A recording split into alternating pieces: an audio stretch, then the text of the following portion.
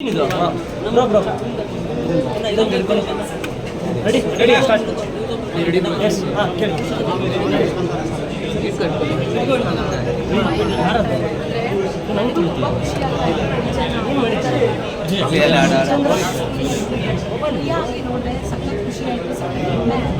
So ಎಲ್ಲ ಹೆಣ್ಮಕ್ಳು ಇಷ್ಟೇ ಗಟ್ಟಿಯಾಗಿ ನಿಂತು ವಾಯ್ಸ್ ರೇಸ್ ಮಾಡಿ ಮಾತಾಡಬೇಕು ಅಂತ ನಾನು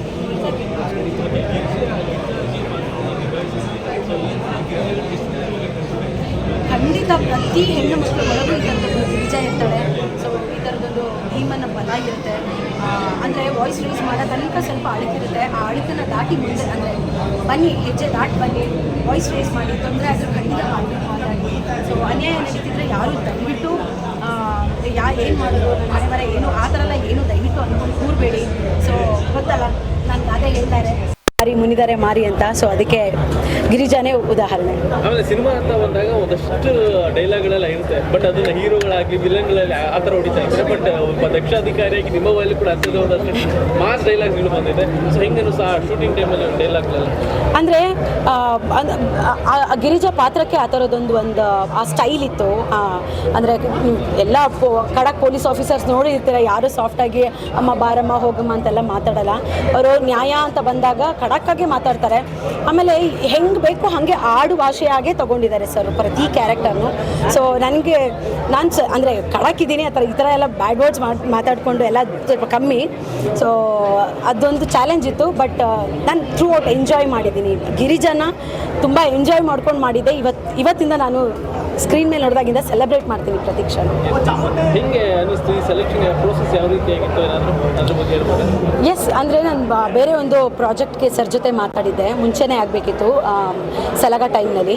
ಸೊ ಆ ಪ್ರಾಜೆಕ್ಟ್ ಬದಲಾಗಿ ಭೀಮಾ ಶುರುವಾಗಿದೆ ಅಂತ ಆದಾಗ ಒಂದು ದಕ್ಷ ಅಧಿಕಾರಿ ಕ್ಯಾರೆಕ್ಟರು ಗಿರಿಜಾ ಅಂತ ಅಂದ್ಬಿಟ್ಟು ಕಾಲ್ ಬಂದಾಗ ನನಗೆ ಸಖತ್ ಖುಷಿ ಆಯಿತು. ಸೊ ಏಕೆಂತಂದರೆ ನನಗೆ ಇದೊಂದು ಡ್ರೀಮ್ ಜಾಬ್.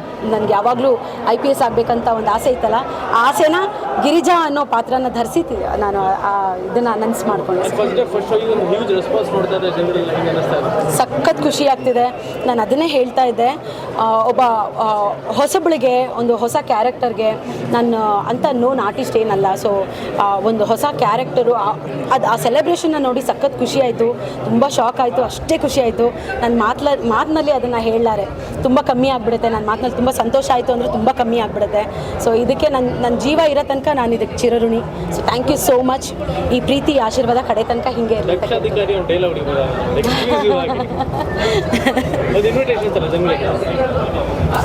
ಏನು ಹೇಳಿ, ಸೊ ಡ್ರ್ಯಾಗನ್ ಮಂಜುಗೂ ನನಗೂ ಜಾಸ್ತಿ ಇದಾಗೋದ್ರಿಂದ ನಾನು ಇದನ್ನು ಹೇಳೋಕ್ಕೆ ಇಷ್ಟಪಡ್ತೀನಿ. ಏನಂತಂದರೆ ಕೆಲಸ ಅಂತ ಬಂದಾಗ ನ್ಯಾಯವಾಗಿ ನಡ್ಕೊಳ್ಳುವಾಗ ಎಲ್ಲದಕ್ಕೂ ಒಂದು ಅಡೆತಡೆ ಬಂದೇ ಬರುತ್ತೆ. ಆ ಅಡೆತಡೆನ ಮೀರಿ ಗಿರಿಜಾ ಮಾತಾಡಿದ್ದಾಳೆ, ಹೋರಾಟ ಮಾಡಿದ್ದಾಳೆ. ಸೊ ಅದೊಂದು ಮಾತನ್ನು ಹೇಳೋಕ್ಕೆ ಇಷ್ಟಪಡ್ತೀನಿ. ನ್ಯಾಯಕ್ಕಾಗಿ ಹೋರಾಡ್ತೀನಿ, ಕೆಲಸ ಹೋದರೆ ನಂದೊಂದು ರೋಮ ಹೋಯಿತು.